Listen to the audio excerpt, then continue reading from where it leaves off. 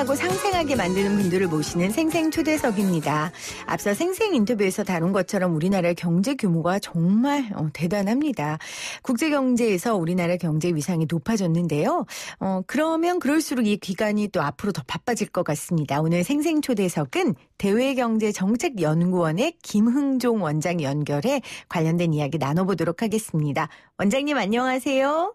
네, 안녕하세요. 생생경제에서 브렉시트 때문에 여러 번 연결했었고 네. 그랬는데 원장으로 취임하셨다고 해서 굉장히 기뻤습니다. 네. 먼저 축하드리고요. 감사합니다. 네, 지난 6월에 취임하시고 사실은 코로나19 사태가 너무 심각해서 경제정책 연구하는 기관의 수장으로서 굉장히 고민도 크셨을 것 같아요. 지난 한 해 좀 돌아보신다면요.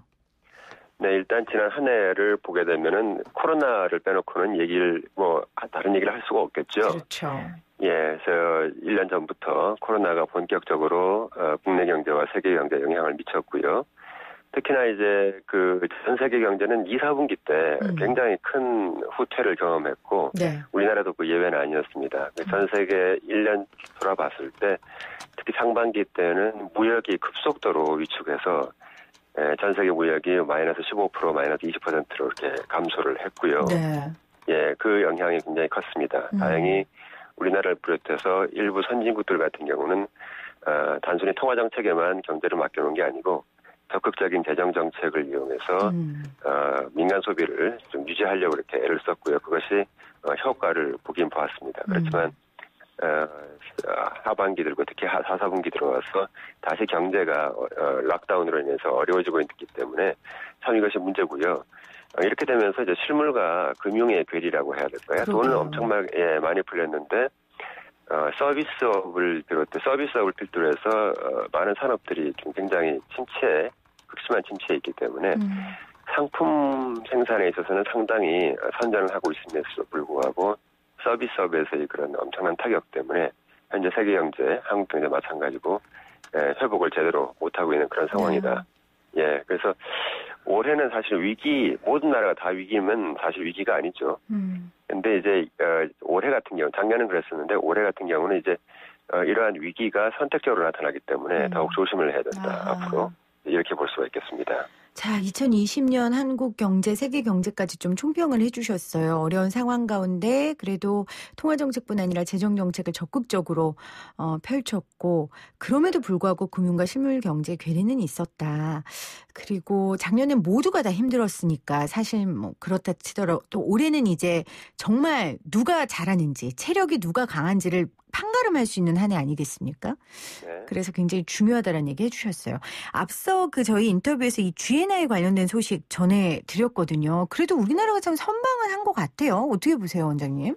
네, 우리나라는 작년에 다른 나라들과 비교해서는 엄청나게 잘한 그런 상황이고, 그래서 결과적으로 경제가 약간 후퇴했습니다만 전 세계 GDP 규모가 10위 안에 드는 그런 성과를 보였는데요. 네. 우리나라는 이제 상반기 때는 사실 재정 정책에 의해서 민간 소비가 떠받쳐주었고 하반기 때는 또 수출을 포함해서 이 교역 관계가 또 굉장히 또 호조를 보임에 따라서 이것이 경제를 버텨주는 그런 버팀목이 되었습니다. 그래서 이제 2020년 같은 경우는 OECD 국가 중에서 가장 나은 그런 수준의 그런 성적을 보였습니다. 노르웨이나 터키와 함께. 네. 예, 그렇기 때문에 굉장히 선방을 했다 이렇게 볼 수가 있고요. 다만 이제 올해 같은 경우는 작년에 경제가 많이 수축하지 않았기 때문에 다른 나라들에 비해서는 회복하는 성장률은 그렇게 높지는 않을 것이다. 그럼에도 불구하고 2019년도 수준을 비교했을 때 올해의 수준이 더 높은, 더 증가하는 그러한 매우 극소수의 그런 국가 중에 하나가 우리나라가 될 것이다. 이런 측면에서 봤을 때는 올해도 상당히 선전할 것이다. 이렇게 보고 있습니다. 원장님이 그렇게 말씀해 주시니까 굉장히 든든하네요, 원장님. 대외경제정책연구원에서 2021년 세계경제 전망 내놓으셨잖아요. 그럼 성장률로 보자면 올 한해 세계경제 어느 정도로 성장할 것으로 내다보고 계세요? 예, 작년에 이제 마이너스 5.1% 정도로 전 세계가 성장했을 거라고 현재 추정을 하고 있고요. 네. 올해는 한 5% 정도 성장할 것이다. 이렇게 예상을 하고 있습니다. 5%라고 한다면 사실은 1900년대 20세기 때만 하더라도 일반적으로 전 세계가 성장하는 수준이었습니다. 2000년대에 들어와서는 한 그게 4%대로 떨어졌었고요. 글로벌 금융위기 이후에는 한 3%대로 떨어져 있었습니다. 그런 것과 비교해 본다면은 올해 한 5% 정도는 상당히 그 높은 수준이다 이렇게 볼 수가 있지만 이거는 뭐 기저효과에 따라서 기술적인 반등이다 이렇게 볼 수가 있겠죠. 워낙 바닥을 쳤으니까요. 네. 그래서 올 한 해는 5% 정도 성장할 것이다 예측하셨어요. 코로나19가 못 끝나야지 이 5%도 이루어지지 않겠습니까? 코로나19가 계속되거나 백신 개발 보급 뭐 지연이 된다는 거 가장 큰 리스크 요인이 아닐까 싶은데 리스크 요인 꼽아주신다면 어떤 게 있을까요? 일단 저희 이제 경제 쪽에서 보기에는 이제 백신의 개발과 보급이 결국은 이제 코로나를 없애주지만 이것이 상반기 중에 경제 유의미한 영향을 줄 거라고 보지는 않습니다. 네네. 그래서 경제 회복이라는 것은 본격적으로 백신을 접종을 열심히 한다고 하더라도 하반기 끝에 가서나 조금 효과를 볼 수 있는 정도다 이렇게 볼 수 있고요. 네. 백신의 개발과 보급 지연, 코로나19의 재확산의 여부가 결국 올해 가장 큰 리스크 요인이라 볼 수가 있고요. 그리고 작년 1월 달에 미중 간에 극적인 합의가 있었습니다만은 올해 들어와서 이제 바이든 정부가 새로 출범하면서 미중 갈등이 보다 정교해지고 장기화될 것이다. 이런 측면이 또 하나의 리스크다.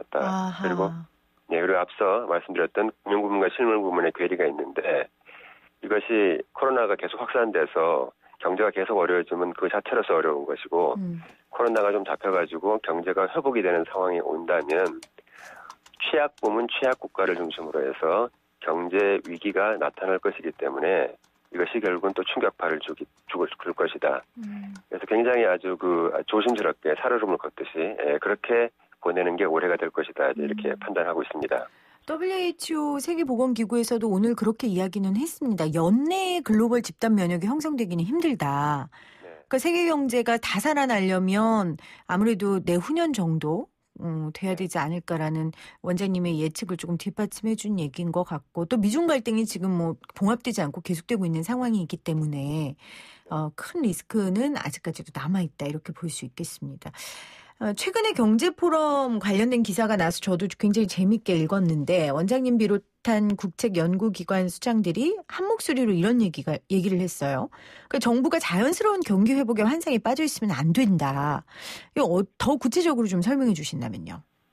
일단 앞서 말씀드린 대로 백신을 경제 회복에 백신을 가지고 믿을 수 없기 때문에 계속 봉쇄라든가 아니면은 이제 우리가 방역 준수 이런 것이 계속될 것이다 올해. 네. 그렇게 된다면 결국은 경제 회복이라는 것은 자연스러운 경제 회복 자체도 늦을 수가 있다. 이걸 봐야 되고요.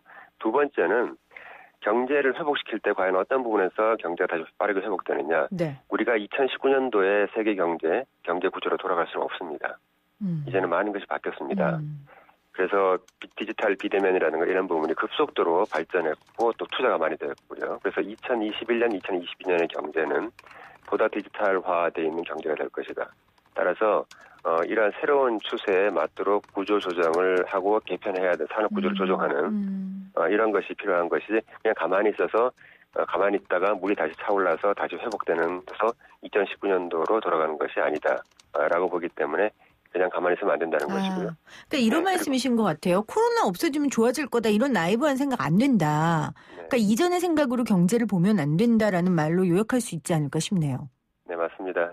특히 이제 노동 환경 디지털 분야에서 새로운 그런 수요가 창출되고 그에 따른 공급이 있어야 된다 이렇게 보고 있습니다. 그래서 원장님 계속 강조하신 게 바이든 행정부 시대 무역 환경에서 미국이 우리한테 이제 앞으로 노동, 환경, 디지털 이 세 분야에서 엄청나게 요구할 것이다 이렇게 말씀하셨더라고요. 네네. 노동 측면에서는 어떤 겁니까? 이게 지금 우리가 한미 FTA에서 노동 규정이 있습니다만은 우리가 한미 FTA를 처음에 체결했을 때는 이것이 가장 선진적인 FTA였습니다. 그런데 그 뒤에 TPP라든가 또는 USMCA라고 해서 미국이 멕시코, 캐나다와 같이 맺어서 발효된 협정이 있죠. 그 뒤에 나온 이런 협정에서 보게 되면 노동 분야에서 강제 노동을 금지한다라든가 노동자에 대한 폭력, 이민 노동자 문제, 직장에서 차별 문제 그 특정 사업장의 노동 신속 대응 메커니즘 뭐 이런 거에 대해서 이것을 FTA에서 이걸 규정을 하고 있어요. 네. 그런데 우리 한미 FTA는 이런 부분이 없습니다. 아하. 규정이 안 되어 있습니다. 그러면 결국은 뭐냐? 앞으로 미국이 체결하는 이런 FTA에서는 바로 이런 부분의 규정을 도입할 것이다 라고 봐야 되고요. 그래서 노동 분야에 있어서 이러한 여러 가지 추가적인 그런 조약이 FTA에서 규정됨으로 해서 우리 경제에 영향을 줄 것이다. 이렇게 봐야 되기 때문에 미리 준비를 해야 된다. 이런 얘기입니다. 환경은요? 환경 쪽에서도 마찬가지로 지금 코러스 FTA, 한미 FTA에서는 환경 영향평가 실시를 의무화하지 않고 있습니다. 네. 그러나 USMCA에서는 이것이 나와 있고요. 다자간 환경협약에 우리가 이제 가입한다는 문제라든가 아니면 다른 이제 수산조항이라든가 이런 여러 가지 환경 관련된 조항에 있어서 한미 FTA나 또는 내부적 우리 국내의 어떤 규정이 없는 부분이 많은데 이것이 다자간 그 FTA에서는 이미 지금 규정이 돼 있기 때문에 이런 부분에 대해서 미리 점검하고 먼저 규정을 하고 해야 되는 그런 상황입니다. 마지막으로 이 디지털 분야인데 디지털 분야는 아무래도 코로나19 이후니까 더 파도가 몰려오지 않을까 싶습니다. 이 부분은 디지털 어떻습니까? 분야는 사실 좀 굉장히 심각합니다. 굉장히 다급합니다. 이게 우리나라가 데이터 3법을 작년에 통과시켜서 굉장히 고무적입니다만은 데이터 3법의 수준이 전 세계에서 현재 선진국 사이에서 나오는 디지털 규범, 통상 규범의 수준보다는 훨씬 못 미칩니다. 네. 그래서 지금 현재 WTO에서의 다자간 그 디지털 규범이 없는 상황에서 개별적인 FTA, 앞서 말씀드린 USMCA라든가 또는 미국과 일본은 미일 디지털 무역협정을 이미 맺었어요. 네. 사람들이 잘 모르는데요. 이 부분에서 데이터 개인정보 보호라든가 국경 간 정보 이전의 문제, 소스 코드를 공개하느냐 마느냐, 공공 데이터를 어떻게 다룰 것이냐 이런 거에 대한 모든 세세한 규정이 되어 있는데 역시 말씀드린 대로 한미 FTA 전자상거래 조항에는 개인정보 보호라든가 일부 노력 조항밖에 없습니다. 규정이. 네. 그래서 지금 현재 우리가 갖고 있는 데이터 3법은 결국 데이터 지역화 문제라든가 개인정보의 국가 이전 문제에 관해서 언급이 안 되고 있기 때문에 지금 이 문제에서 중국과 한쪽은 중국, 한쪽은 미국과 일본 간의 극심한 의견차를 보이고 있는 이러한 문제에서 우리가 입장을 정하고 법규화를 하고 하는 것이 필요하다. 그래서 지금 양자 간 또는 그 지역 간 FTA에서 현재 계속 지금 되고 있는 이 디지털 규범 관련해서 우리가 빨리 도입을 하고 이걸 빨리 해야 되는 그런 상황입니다. 끌려가지 말고 우리가 빨리 먼저 국제협력 제안해서 규제에 대비해야 한다 이런 말씀이신 건데 바이든 행정부 그래도 트럼프 때보다는 좀 상식적이고 그리고 너무 자국 중심은 아니지 않을까라는 예상을 하면서도 아니다. 오히려 바이든 행정부가 트럼프보다 더 자국의 이익을 수호할 거다. 이런 지적도 있거든요. 원장님은 어떻게 예상하세요? 트럼프만큼의 자국의 이익을 수호할 것입니다. 그러나 그 방법이 세련되겠죠. 2016년 선거에서 결정적으로 힐러리 클린턴 후보가 졌던 것은 결국 북부 러스트벨트 3개주에서 이기지 못했기 때문입니다. 네. 그래서 이번에 바이든 같은 경우는 그 3개주에서 선거 유세한 거를 보게 되면 적극적으로 미국 노동자, 미국 경제를 위해서 모든 걸 다 하겠다. 이렇게 얘기를 했었습니다. 그렇기 때문에 지금 4년 뒤를 생각해 본다면 결국 뭔가 가시적인 성과를 낼 수밖에 없고 바이든 정부도 마찬가지로 미국 우선주의가 나갈 수밖에 없다 이렇게 볼 수 있고요. 다만 이제 그 방법이 동맹을 갖다가 중시하고 그리고 다자간 접근을 방법을 통해서 이렇게 하겠다라고 하는 것이고요. 중국에 대한 어떤 그런 강경책은 계속 유지될 것이다 보고 다만 이제 그린 산업이나 그린 이니셔티브에 대해서 바이든 정부가 트럼프와는 굉장히 큰 차별화를 보이고 있기 때문에 바로 이 그린 산업에서의 양자간 한미 간 어떤 공조라든가 협력 확대 이런 부분에 있어서는 우리가 하나의 기회로서 생각을 해봐야 된다 이렇게 볼 수 있습니다. 미국뿐만 아니라 지금 뭐 국가 경제들이 다 안 좋으니까 다른 선진국들도 다 이런 방향으로 흘러가지 않겠습니까? 자국 위주로? 물론 그렇긴 합니다. 그렇지만 이제 그럼에도 불구하고 다자를 중시해온 계속 유럽이라든가 등은 계속 이런 부분에 있어서는 결국 그 선진국 간의 협력을 통해서 협력과 연대를 통해서 이러한 부분을 조율을 해나가려고 그렇게 생각을 하고 있으니까요. 결국은 새로운 형태의 국내 산업을 고려한 그러한 대외 경제 정책을 모든 국가가 다시 다 이렇게 새로 설계하고 그거를 제네바의 WTO에서 모여가지고 WTO 개혁 이슈로서 그걸 해내는 이러한 방식을 취할 텐데요.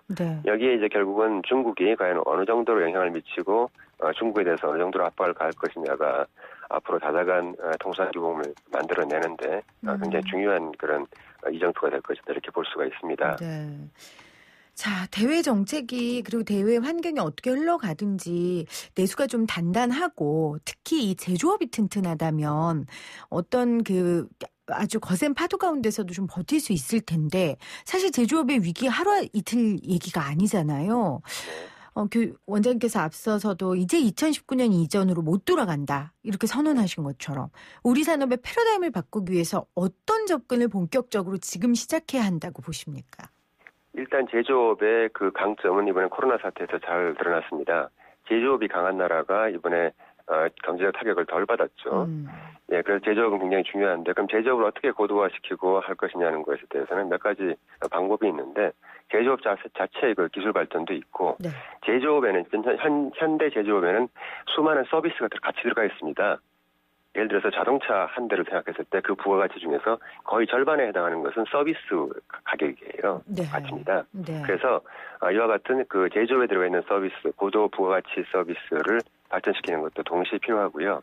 그다음에 그 새로운 방식이었던 제조, 예를 들어서 우리가 좀 하고 있는 뭐 친환경 배터리라든가 그다음 반도체 문제, 이제 차세대 반도체라든가, 그다음에 클라우딩 컴퓨터라든가 그 양자 컴퓨터 문제, 이런 신산업에 대한 그 투자를 통해 가지고 제조업 상황 자체를 업그레이드 시키는 이런 것이 필요하고요. 이것이 결국은 그린 산업과 디지털 산업 이 두 가지 쪽으로 크게 방향이 모아진다.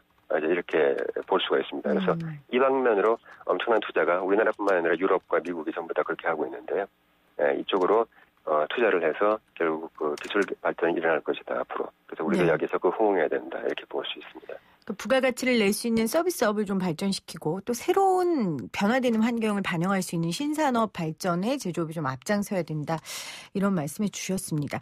제가 브렉시트 때 워낙 우리 원장님한테 인터뷰 정리를 잘 들어서요. 제가 궁금해서 좀 한 개 여쭤볼게요, 원장님. 네.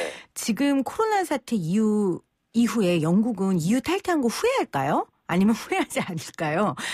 왜냐면 꽁꽁 조금 뭉쳐서 같이 위기를 극복해 갈 수도 있는데 지금 혼자 나와 있잖아요. 많은 사람들이 후회를 하고 있죠. 그리고 또 많은 사람들은 또 희망에 차 있습니다. 무슨 얘기냐면은 대외 정책을 우리가 독자적으로 할 수 있다. 이렇게 영국은 보고 있고요. 전반적으로 유럽 자체의 힘은 약화됐습니다. 분열되었기 때문에. 네. 그러니까 중국은 끊임없이 EU를 개별 국가로 차원으로 해서 이제 분열을 시켜서 접근을 해왔고, 이것이 이제 더욱더 잘 먹힐 수 있게 되었습니다만, 영국 자체의 그 존재감이라고 할까요? 그건 더 커졌습니다. 아시아 태평양 지역에서 영국의 CPTPP에 가입을 하려고 한다라든가, 네. 이러한 방식으로 해서 영국은 보다 독자적인 그런 외교 정책을 수립을 하려고 하고 있기 때문에, 우리나라가 이제 생각할 때 영국을 과거에는 이제 EU를 통해서 보다가 영국 자체로서 보면서 영국이 우리에게 어떤 외교 정책의 가치가 있는지에 대해서 한번 신중하게 생각해 볼 필요가 있다. 예, 이렇게 보고 있고요. 그러나 영국 자체는 지금 그 연합왕국으로서의 어떤 결속력을 계속 유지할 수 있을지에 관해서 우리는 면밀하게 좀 주시해 봐야 된다. 이렇게 볼 수가 있습니다. 그러니까 이번 코로나 위기를 어떻게 영국이 풀어가는지가 브렉시트를 좀 평가할 수 있는 하나의 기준이 될 수도 있겠네요. 네, 엄청나게 지금 현재는 전혀 대응이 안 되고 있습니다. 네네. 굉장히 심각한 상황이고요, 영국은. 네. 그래서 이 심각한 상황을 지금 어떻게 타개해 나갈지, 그것에 대해서는 정말, 이제 굉장히 지금 경제에도 안 좋은 상황이고요. 그것 때문에 또 봉쇄를 한 상황이고. 그래서 미국, 영국, 특히 영미권에서 특히 굉장히 지금 코로나 상황이 굉장히 안 좋다 이렇게 볼 수가 있죠. 알겠습니다. 오늘 생생 초대해서 신년 초대석으로 우리 대외 경제정책연구원의 김웅종 원장님과 나눴는데 그래도 희망적인 이야기 해주셔야 되지 않겠습니까? 2021년 우리 경제 희망이 될 수 있는 산업도 이건 좀 주목해봐야 된다. 이런 것들이 있다면 어떤 것들이 있는지 마지막으로 좀 짚어주시죠.